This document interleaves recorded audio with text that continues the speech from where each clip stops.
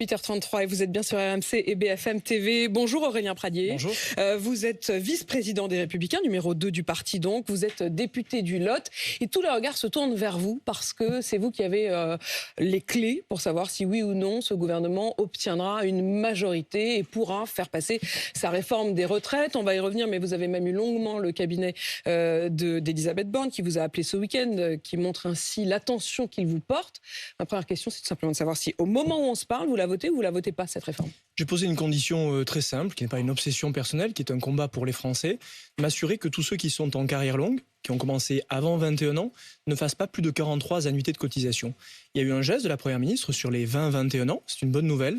Sur les 17 ans, on l'a appris hier, mais les choses ne sont pas très claires. Comme assez souvent d'ailleurs avec ce gouvernement en l'occurrence, on ne sait pas si ceux qui ont commencé à 16 ans et à 18 ans vont faire 43 annuités ou 44. Et donc ma position, elle est très simple. Vous rentrez directement dans le vif du sujet, tant qu'à faire, puisque vous parlez de cette histoire de complexité des carrières longues. Nous, à BFM TV, on a effectivement essayé de comprendre qui ça concernait. Vous le voyez à l'antenne, sur RMC, je vous l'explique. En gros, c'est ça qui est effectivement très compliqué à comprendre. C'est que si vous avez commencé à travailler à 14 ans, alors vous pourrez partir à la retraite à 58 ans et faire donc 44 ans de durée de cotisation. Si vous avez commencé à 15 ans, vous n'aurez que 43 années. Si vous avez commencé à 16 ans, vous aurez à nouveau 44 années. 17 ans, 43 années. 18 ans, 44. Enfin bref, c'est presque un an sur deux. Il y en a qui passent entre les mailles du filet et qui vont se retrouver à donc travailler 44 ans. Qu'est-ce que vous demandez, Aurélien Pradier? Une chose simple. Tous ceux qui sont en carrière longue, avant 21 ans, doivent partir avec 43 annuités de cotisation. Comment donc vous demandez à ce que il faut que les choses soient absolument l'idée même claires. qu'il y en ait qui travaillent 44 ans. Mais bien sûr, pour une raison simple, c'est que comment justifier dans notre pays que celui qui a commencé à travailler à 16 ans va devoir faire 44 annuités, alors que celui qui a commencé à 17 va en faire 43 et que celui qui a commencé à 21 va devoir en faire 43. Pourquoi est-ce que je porte ce combat sur les carrières longues? Pas par obsession personnelle, pas pour embêter le gouvernement. D'abord parce que je suis un député d'opposition et que mon travail c'est de résister aussi au gouvernement, d'arracher des choses pour mes concitoyens. C'est un combat que je porte pour les Françaises et les Français. Et parce que celles et ceux qui ont commencé à travailler tôt, c'est la France qui travaille dur. Ce sont ceux qui souvent ne vont pas pouvoir aller jusqu'à l'âge légal de départ à la retraite et qui vont se retrouver par exemple avec une pension d'invalidité. La France qui travaille, c'est cette France à laquelle la droite doit être attachée et attentive. Et lorsque je défends avec mes amis les carrières longues, je défends à la fois la clarté et la justice. Il nous faut remettre de la justice dans cette réforme des retraites, ce qui n'est pas le cas aujourd'hui. Et je dis donc à la Première ministre, comme je l'ai dit à ses équipes ce week-end, moi je ne suis pas votre copain, je ne suis pas votre ami, je suis même votre adversaire politique, votre opposant politique. Je le resterai. Je veux que sur les carrières longues, nous avancions parce que nous aurons obtenu quelque chose de fort pour nos concitoyens. Mais soyez clairs, ça suffit les entourloupes. On en a eu assez. Regardez sur les 1200 euros, à quel point on n'y voit pas clair. On va revenir sur les carrières 1200 euros parce qu'effectivement là aussi il y a de la confusion sur les carrières longues. Si on reste vraiment sur ce point qui est le point sur lequel vous avez dit être intransigeant et qui décidera si oui ou non vous votez la réforme. Si je comprends bien, en l'état et malgré ce que le gouvernement annonce comme des avancées ou des mains tendues à votre endroit, en l'état vous estimez que le compte n'y est pas, qu'il y a encore des gens qui travailleront 44 années et donc c'est non? Bien sûr. Mais ma position est très claire, elle n'a pas varié. Et j'ai d'ailleurs dit que je tiendrai parole. Si les avancées que nous souhaitons et que nous défendons sont sur la table, alors nous soutiendrons la réforme. Et si elles n'y sont pas, pourquoi le faire? Enfin, vous voulez que je revienne vers les Français dans quelques jours en disant, écoutez, vous voyez, je me suis beaucoup battu sur les carrières longues, mais vous avez commencé à 16 ans, vous avez commencé à 18 ans, désolé. Pour vous, le compte n'y est pas. Je ne me bats pas pour moi, je me bats pour mes concitoyens. Et lorsqu'on est un député, lorsqu'on a des convictions, on se doit de mener la bataille jusqu'au bout. C'est mon travail de député et ma mission. Que le gouvernement remette de la clarté. Et c'est à Elisabeth Borne désormais de clarifier les choses en disant tous ceux qui ont commencé en carrière longue, pas plus de 43 annuités. Ce matin, donc, vous dites pour les 16 ans et les 18 ans, qui sont les deux qui restent encore entre les mailles du filet, les 16 ans et les 18 ans qui devront travailler 44 ans si la réforme passe telle qu'elle est aujourd'hui, vous demandez à ce que là aussi ça bouge et ce qu'Elisabeth Borne fasse un geste pour ces deux-là. Cessons de jouer au chat et à la souris. Je ne suis pas marchand de tapis, je ne suis pas là en train de négocier le bout de gras. Ce que je souhaite, c'est qu'on ait une position claire, que ce gouvernement cesse de lâcher par petits morceaux comme si nous nous amusions. On n'est pas en train de s'amuser, on est en train de faire en sorte que les Français demain aient une vie meilleure, notamment ceux qui ont commencé à travailler tôt. Les 17 ans, c'est une belle victoire. Je le dis, lorsque depuis quelques semaines je marque-boute sur ce sujet, j'ai tendance à essuyer beaucoup de critiques. On dit mais enfin quand même Aurélien Pradié, il est dur, il est raide, il ne veut pas lâcher. C'est une victoire, c'est une leçon politique aussi. Donc Lorsqu'on est un député, les choses que vous avez les 17 obtenues. ans, nous avons obtenu qu'il ne fasse pas 44 annuités de cotisation, mais bien 43. C'est une vraie Le problème, c'est ceux qui sont juste avancée. avant et ceux juste après. Bien Les sûr. 16 ans et les 18 ans. Et comment voulez-vous expliquer que c'est pas de bol? Vous avez commencé à 16 ans, vous ferez 44. Vous avez commencé à 17 ans, vous avez un peu plus de chance. Vous ferez 43 annuités. Tout ça ne tient pas. Et voilà pourquoi je pense que même si le gouvernement voulait se rendre un peu service, il clarifierait cette situation. Je suis un combattant politique. Je considère que le rôle d'un député, c'est d'aller jusqu'au bout de ses convictions et d'arracher des avancées pour les Français. C'est où le bout? C'est ça la vraie question, et c'est la question d'ailleurs que vous a posée, si je le comprends bien, le directeur de cabinet d'Elisabeth Borne ce week-end. Il vous a appelé, Aurélien Rousseau, il a parlé avec vous 45 minutes, c'est ce que notamment nos confrères de France Télévisions ont révélé ce matin, 45 minutes au téléphone, mais il laisse entendre aussi que c'est parce qu'il voulait comprendre ce que vous voulez. Sous-entendu, on ne sait pas trop ce que vous voulez, quoi. Eh bien, c'est assez clair. Tous ceux qui ont commencé en carrière longue, pas plus de 43 annuités de cotisation. J'ai d'ailleurs dit aux équipes d'Elisabeth Borne, avec qui je n'ai pas de contact particulier sauf ce week-end, que je n'étais pas leur allié politique, que je ne le serai jamais, que je n'étais pas un dealer politique, et que donc il n'y avait pas de deal, que je leur disais simplement que ce combat-là, j'y tenais, parce que c'était le combat qui respectait la France qui travaille dur, que mon jeune frère boulanger, je ne voulais pas revenir le voir dans quelques jours en lui disant que je n'avais rien fait pour lui et pour tous ceux qui travaillent. Il est boulanger dans le Lot ? Il est boulanger dans le Lot, il a commencé très tôt, mais comme des centaines de milliers de Français, c'est cette France travailleuse à laquelle je souhaite que nous soyons attentifs. Et je leur ai dit que je n'avais rien à leur proposer en échange, sauf de tenir parole. Si cette mesure y est, je soutiendrai la réforme. Si elle n'y est pas, je ne la soutiendrai pas. Est-ce que vous allez jusqu'à demander à ce qu'on supprime la référence à l'âge légal de départ ? Ça, c'est la réforme que j'aurais souhaitée. J'ai toujours dit que pour moi, la bonne réforme des retraites, c'était pas celle qui se focalisait sur un âge légal de départ à la retraite, mais celle qui jouait sur la durée de cotisation. Je souhaite qu'on dise, dès lors que vous avez la durée de cotisation, vous pouvez partir en retraite. En gros, vous commencez tôt, vous finissez 43 tôt. années de cotisation, que vous ayez commencé à 16 ans ou à 25 ans, vous partez au bout de 43 Bien années. sûr. Et s'il faut faire évoluer les choses, c'est sur la durée de cotisation. Aujourd'hui, beaucoup de nos concitoyens sont obligés de faire plus de 43 annuités de cotisation parce qu'il leur faut aller jusqu'à l'âge légal. D'ailleurs, ce que je dis, c'est ce que le président de la République, Emmanuel Macron, disait lorsqu'il disait que le seul report de l'âge légal, c'était une hypocrisie. La version Emmanuel Macron, premier mandat. Oui, il y a eu beaucoup de versions d'Emmanuel Macron, comme il y a souvent d'ailleurs beaucoup de versions d'Emmanuel Macron. Lui-même a du mal à trouver sa boussole. À l'époque, il disait que c'était injuste de faire jouer l'âge de départ. Il était favorable à ce qu'il appelait la réforme par points, qui a finalement été enterrée. Qui était une manière de prendre en compte la durée de cotisation. Ce qui est dramatique dans ce débat, c'est que nous n'allons pas au fond des choses. Pourquoi est-ce qu'on ne parle pas de la vraie question, qui est la question du travail ? On dit aujourd'hui que le déséquilibre de notre système de retraite est lié à des questions démographiques. C'est pas vrai. Il est d'abord lié au fait que nous n'avons pas suffisamment d'actifs. Comment faire en sorte demain que les centaines de milliers d'emplois vacants dans notre pays soient pourvus ? Pardon, mais notamment, alors, il y a sujet. quand même un travail sur le chômage qui a été fait. Il y a ces chiffres du chômage qui ont été publiés hier qui montrent que le chômage est au plus bas depuis des années. Et puis, il y a eu cet index senior, vous ne l'avez pas voté ? L'index senior ne sert à rien. Absolument à rien. Ce n'est pas avec un index, avec un thermomètre supplémentaire que vous allez régler quoi que ce soit. C'était pas mieux que rien ? Et par ailleurs, je pense que cet article était anticonstitutionnel. Je l'ai dit publiquement. Lorsque le gouvernement a fait le choix d'examiner le texte dans un projet de loi de finances de la sécurité sociale, il doit intégrer des mesures qui ont un impact budgétaire sur le projet de loi de finances de la sécurité sociale en cours. Est-ce que vous êtes favorable à ce que pour augmenter le nombre d'actifs de plus de 55 ans dans les entreprises, il y ait carrément des contraintes, voire des sanctions, des amendes ? Je souhaite qu'on travaille à la fois sur les contraintes, notamment pour les plus grandes entreprises, qui sont celles qui souvent respectent le moins les règles. Uniquement ? Notamment, d'abord, je pense qu'il faut commencer par les plus grandes entreprises. Parce qu'en réalité, dans les plus petites et moyennes entreprises, on garde ses salariés jusqu'au bout. Mais il faut aussi poser la question du temps de travail. J'ai fait une proposition il y a quelques semaines qui consistait à dire « réfléchissons à augmenter le temps de travail sur 4 jours ». Pourquoi ne pas réfléchir à la semaine de 4 jours ? Le gouvernement le teste, la semaine de 4 jours en 36 à 38 heures. Je pense qu'il faut demain. Journées, quand même. Oui, ça fait des longues journées, mais certains le font déjà. Et je pense que le vrai travail de la droite, c'est de tout repenser.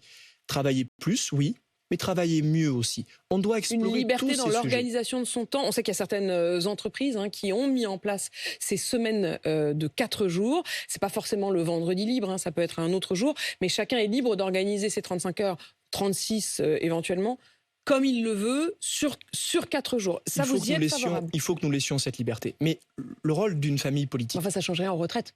Si, Ah. parce que vous augmentez le temps de travail, vous augmentez le volume de travail. Aujourd'hui, on travaille en moyenne un peu plus de 36 heures. Si demain, on travaille 38, alors vous réglez une bonne partie du problème.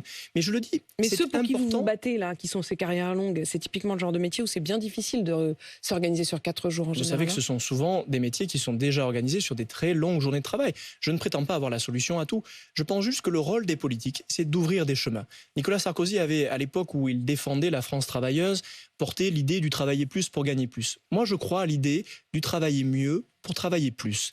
Et je pense que c'est le rôle d'une nouvelle génération, y compris à droite, d'ouvrir des chemins, de ne pas s'arc-bouter sur des vieilles rengaines, sur des vieilles idées. Je pense que le seul report de l'âge légal, c'est une solution qui n'en est pas une en réalité. Mais ça, c'est une autre réforme des retraites. En l'occurrence, c'est pas celle portée par le gouvernement. Le problème, c'est que vous allez quand même vous retrouver pris en tenaille entre le gouvernement avec qui, visiblement, vous négociez. En tout cas, le gouvernement a décidé de négocier précisément avec vous, Aurélien Pradié. Et puis, de l'autre, une partie de votre famille politique qui vous attend au tournant. On a Bruno Retailleau, par exemple, qui a été votre adversaire dans la course à la présidence des Républicains, qui est arrivé numéro 2. Vous êtes arrivé 3e, qui aujourd'hui est à la tête des sénateurs de droite et qui dit il faudra qu'Aurélien Pradié choisisse. S'il vote contre cette réforme, alors il n'a plus sa place comme vice-président du parti. Il y a un sujet auquel je suis totalement insensible, ce sont les menaces. Personne ne me menace. Et je ne cède à aucune menace et à aucune intimidation.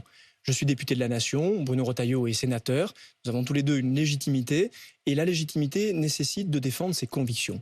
Et j'ai donc dit à Bruno, comme à tous mes amis qui ne sont pas des adversaires, que je continuerai à défendre mes convictions, que les menaces n'avaient qu'une conséquence sur moi, c'est de renforcer mes convictions. La liberté en politique, le tempérament en politique, c'est sûrement un peu ce qu'il nous manque. Et je suis heureux de contribuer, peut-être en toute petite partie, à le réhabiliter. Vous avez parlé des 1 200 € comme étant une entourloupe.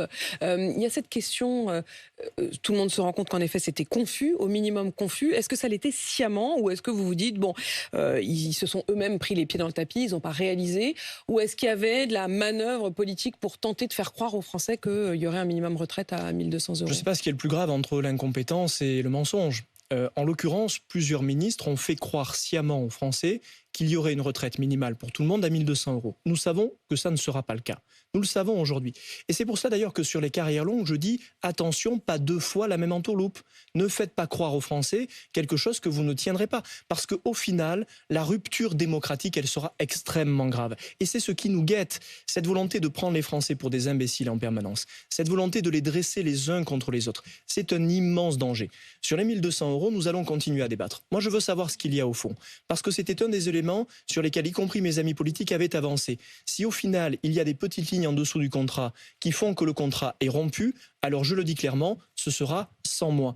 Ma position, elle est claire. Je ne suis pas un négociateur et je ne suis pas un ami politique de la Macronie. Je ne le serai jamais. 73% des Français disent, et c'est notre sondage Elab, qu'ils considèrent le gouvernement ni clair ni transparent sur ces questions des retraites. La question, c'est aussi de savoir si vous allez pouvoir, oui ou non, voter, puisque de toute façon tout ça ne sera que théorique si vous n'arrivez pas au fameux article 7. Il faudrait pour cela que la France Insoumise notamment retire ces amendements. Ça pourrait se faire dans la journée. Vous les y invitez ? Oui, je pense qu'il faut que nous allions jusqu'au bout du débat et je demande à la fois à la France Insoumise de nous permettre d'accélérer les débats parce que le spectacle aujourd'hui à l'Assemblée nationale est absolument épouvantable et je demande aussi à Marine Le Pen de ne pas rajouter à la bordélisation de l'Assemblée nationale. La motion de censure qu'elle a déposée, qui est une pitrerie dont on sait qu'elle ne servira à rien, n'a qu'une vocation, c'est ralentir les débats. Il faut que nous allions au bout des débats parce que sans cela, nous allons avoir un problème démocratique. Vous savez, on s'habitue beaucoup à un mode dégradé de notre démocratie. Ce n'est pas acceptable qu'une réforme des retraites qui va changer la vie de nos concitoyens, ce n'est pas une réforme comme les autres, ne soit au final pas votée par l'Assemblée nationale, notamment en première lecture, qu'elle soit peut-être validée en commission mixte paritaire. Attention, Elisabeth Borne, attention à ne pas sous-estimer le besoin de faire vivre la démocratie. Enfin là, en l'occurrence, ce n'est pas tellement la faute d'Elisabeth Borne, c'est plutôt la faute des autres députés qui obstruent la possibilité même de ce vote. C'est vrai, mais qui a choisi... Ou est-ce qu'il y a de la part des députés Renaissance même une crainte finalement? Ça les arrangerait qu'on n'ait pas voté cet article 7? Mais bien sûr, les uns sont les idiots utiles des autres. Je le vois à l'Assemblée nationale. Les députés de la Macronie passent leur temps à dire aux députés des Insoumis qu'ils font retarder le débat. Et eux-mêmes le font retarder. Mais enfin, qui a choisi? Il y a un jeu de dupes un peu. Il y a un jeu de pitrerie insupportable aujourd'hui. Le gouvernement Mais vous mettez est pas bien tout content. ça sur le dos d'LFI, quoi. Non, le gouvernement est bien content d'avoir en face d'eux des idiots utiles qui sont les Insoumis pour neutraliser le débat. Qui a choisi d'utiliser le 47.1 de la Constitution pour limiter... C'est quoi le 47.1? Le Expliquez bien. 47.1, c'est un article de la Constitution qui fait que le temps de débat est limité lorsqu'il s'agit d'un projet de loi de finances rectificative donc un de la débat sécurité express, sociale. en quelque sorte. Oui, mais ça, c'est le gouvernement qui l'a choisi. C'est Emmanuel Macron qui l'a choisi. Personne n'a jamais fait voter une réforme des retraites en utilisant cet outil de la Constitution. C'est donc le gouvernement, dès le début, qui a voulu faire en sorte qu'il y ait une tension parlementaire et une tension dans le pays. Mais cette méthode-là, c'est la méthode d'Emmanuel Macron, la méthode de la fracturation. Et je pense que c'est une très mauvaise méthode politique et une très mauvaise méthode pour notre pays. Emmanuel Macron, qui a dit hier en Conseil des ministres, les oppositions sont totalement perdues, elles n'ont pas de boussole. C'est sans doute à vous qu'il pensait. Oui, mais moi je sais très bien où je vais. C'est le même Emmanuel Macron qui, il y a quelques années, nous disait que la réforme à 64 ans, c'était une mauvaise idée. C'est lui qui aujourd'hui nous parle de perte de boussole. Qui a perdu sa boussole? Moi je sais où je vais. Ce que je veux, c'est que nous défendions les travailleurs, que cette réforme soit juste, qu'elle ne tape pas toujours sur les mêmes, c'est-à-dire ceux qui bossent dans notre pays. Voilà ma boussole. Et si Emmanuel Macron a besoin que nous lui précisions la boussole pour le pays, je suis à sa disposition, je le ferai. Alors essayons d'imaginer le scénario d'une journée qui va commencer à 9 h, dans un peu moins de 15 minutes. Il va falloir que vous vous pressiez un petit peu pour rejoindre l'hémicycle. À 9 h, les débats reprennent. Imaginons en effet que LFI retire ces amendements, que vous vous retrouviez peut-être en fin d'après-midi, aujourd'hui, à devoir voter cet article 7. Vous dites oui ou non? Tant qu'Elisabeth Borne n'aura pas précisé les conditions sur les carrières longues, c'est non. Donc Alors, l'article 7, ce fameux article 7, cet après-midi, vous êtes prêt à voter contre? Mais bien sûr. Attendez, depuis quand un député qui a porté des convictions devrait dire bon, mais finalement, je m'arrête là, ça suffit, j'en ai fait assez. Enfin, derrière, il y a des Français, ce ne sont pas des cases, tout cela ne sont pas des chiffres. Donc j'irai jusqu'au bout de cette démarche-là, que la Première ministre rapidement précise les choses, qu'Emmanuel Macron cesse d'attiser et de mettre le feu au pays politiquement, comme c'est le cas depuis des mois, et auquel cas, nous verrons ce qui est le vote sur l'article 7. Vous êtes combien sur cette ligne, Aurélien Pradié, dans votre groupe? Je ne sais pas, moi je ne suis pas un chef de caserne, mais je pense que Elisabeth Borne ne doit pas, comme Emmanuel Macron, sous-estimer le fait que beaucoup de députés chez les Républicains n'ont pas envie de se faire rouler dans la farine. C'est 1, vous tout seul, c'est 5, c'est 10, c'est 15, Vous savez, si j'étais tout seul, je pense qu'on ne se focaliserait pas sur moi, en bien et en mal, comme on le fait depuis quelques semaines. Vous voulez dire que le cabinet d'Elisabeth Borne ne passerait pas 45 minutes avec vous ce week-end alors qu'ils ont d'autres choses à faire? Mais au-delà de ça, je pense que même mes amis politiques ne passeraient pas autant de temps à dire des sympathies à mon égard. Parfois quand je vous écoute, si je fermais les yeux et nonobstant le petit accent du Lot, vous pourriez être Laurent Berger. Finalement, vous êtes assez proche sur la ligne, sur les idées, sur la manière d'envisager cette réforme des retraites. D'ailleurs, lui, il était plutôt favorable à la réforme première version, ce qui semble être aussi votre cas. Est-ce que vous vous sentez proche des idées de la CFDT ? Nous avons souvent dans le pays, la droite, réformé les retraites avec la CFDT. Moi, j'ai du respect pour les partenaires sociaux et notamment pour la CFDT qui est un syndicat réformateur. Mais qu'est-ce que vous faites du coup J'ai chez les échangé avec Républicains ? Laurent Berger, souvent, et je pense que c'est un homme de grande qualité. Qu'est-ce que je fais chez les Républicains? Je défends une idée juste de notre pays. Et peut-être que parce que la droite ne l'a plus fait depuis très longtemps, quand quelqu'un le fait, ça paraît original. Mais ce n'est pas original. Je me suis engagé à 16 ans en politique parce que pour moi, la droite, c'était le respect du travail et de l'effort. Le respect des travailleurs.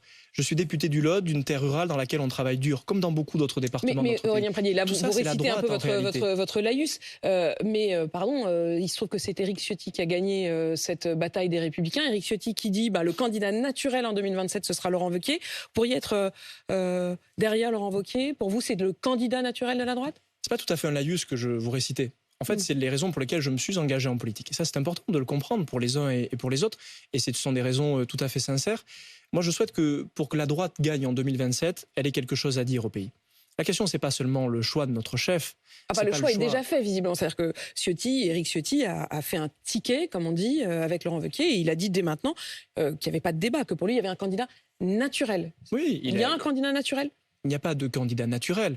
Il y a le candidat qui s'imposera demain. Et d'ailleurs, Éric Ciotti lui-même a dit qu'il soumettrait au vote des adhérents la désignation de Laurent Wauquiez. Mais franchement, si nous voulons nous reconstruire après avoir fait moins de 5% à la présidentielle, ce sera en se remettant profondément en question. Donc ressortir Laurent Wauquiez vous paraît pas forcément être la meilleure façon de se remettre en question? C'est à Laurent Wauquiez de le décider. J'ai admiré Jacques Chirac en 1995 qui parlait à tous les Français. On juge ce qu'on veut de ce qu'il en a fait après. J'ai admiré Nicolas Sarkozy en 2007, avant que ça tourne mal, qui respectait les Français qui travaillaient dur. C'est ça la droite. Et cette droite populaire qui parle au peuple, qui respecte tous les Français, c'est le chemin que nous devons retrouver. Ce qui est quand même frappant, c'est qu'à chaque fois vous dites j'ai admiré le candidat Chirac, le candidat Sarkozy, mais tout de suite vous dites bon après c'est un peu vrillé quoi. Oui, et bien voilà pourquoi sûrement nous avons déçu les Français. Nous les avons déçus parce que les promesses comment n'ont pas faire en été sorte de tenues. ne plus les décevoir Eh bien, en reconstruisant, et j'assume d'être parfois un peu le perturbateur, celui qui dit des choses que d'autres n'ont pas envie d'entendre.